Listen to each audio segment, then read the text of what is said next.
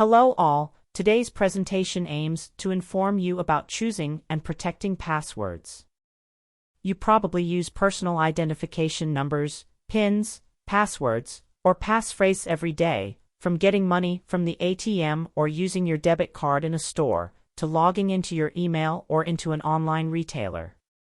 Tracking all of the number, letter, and word combinations may be frustrating, but these protections are important because hackers represent a real threat to your information. Often, an attack is not specifically about your account, but about using the access to your information to launch a larger attack. One of the best ways to protect information or physical property is to ensure that only authorized people have access to it. Verifying that those requesting access are the people they claim to be is the next step.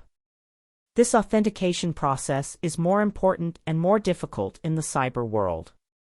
Passwords are the most common means of authentication, but only work if they are complex and confidential. Many systems and services have been successfully breached because of non-secure and inadequate passwords. Once a system is compromised, it is open to exploitation by other unwanted sources. Most people use passwords that are based on personal information and are easy to remember. However, that also makes it easier for an attacker to crack them. Consider a 4-digit PIN. Is yours a combination of the month, day, or year of your birthday? Does it contain your address or phone number? Think about how easy it is to find someone's birthday or similar information. What about your email password? Is it a word that can be found in the dictionary? If so, it may be susceptible to dictionary attacks, which attempt to guess passwords based on common words or phrases. Although intentionally misspelling a word, date instead of date, may offer some protection against dictionary attacks, an even better method is to rely on a series of words and use memory techniques, or mnemonics, to help you remember how to decode it. Using both lowercase and capital letters adds another layer of obscurity. Using punctuation in your passwords creates a password very different from any dictionary word. The National Institute of Standards and Technology, NIST, has developed specific guidelines for strong passwords. According to NIST guidance, you should consider using the longest password or passphrase permissible, 8 to 64 characters, when you can. The password in the example would be a strong password because it has 28 characters and includes the upper and lowercase letters, numbers, and special characters.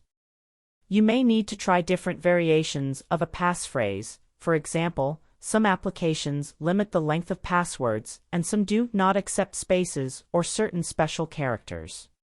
Avoid common phrases, famous quotations, and song lyrics. Once you've come up with a strong, memorable password, it's tempting to reuse it. Don't. Reusing a password, even a strong one, endangers your accounts just as much as using a weak password. If attackers guess your password, they would have access to your other accounts with the same password. Use the following techniques to develop unique passwords for each of your accounts. Use different passwords on different systems and accounts. Use the longest password or passphrase permissible by each password system. Develop mnemonics to remember complex passwords. Consider using a password manager program to keep track of your passwords. Do not use passwords that are based on personal information that can be easily accessed or guessed. Do not use words that can be found in any dictionary of any language. After choosing a password that's easy to remember but difficult for others to guess, do not write it down and leave it someplace where others can find it. Writing it down and leaving it in your desk, next to your computer, or, worse, taped to your computer, makes it easily accessible for someone with physical access to your office. Do not tell anyone your passwords, and watch for attackers trying to trick you through phone calls or email messages requesting that you reveal your passwords. Programs called password managers offer the option to create randomly generated passwords for all of your accounts. You then access those strong passwords with a master password. If you use a password manager, remember to use a strong master password.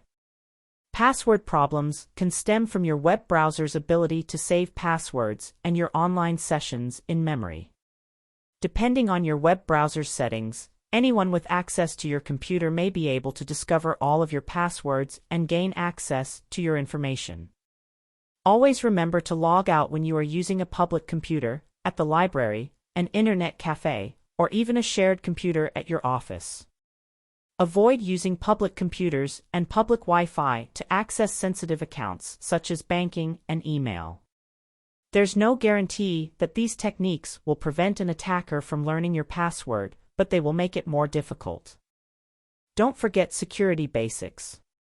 Keep your operating system, browser, and other software up to date.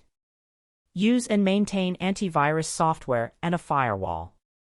Regularly scan your computer for spyware. Some antivirus programs incorporate spyware detection. Use caution with email attachments and untrusted links. Watch for suspicious activity on your accounts.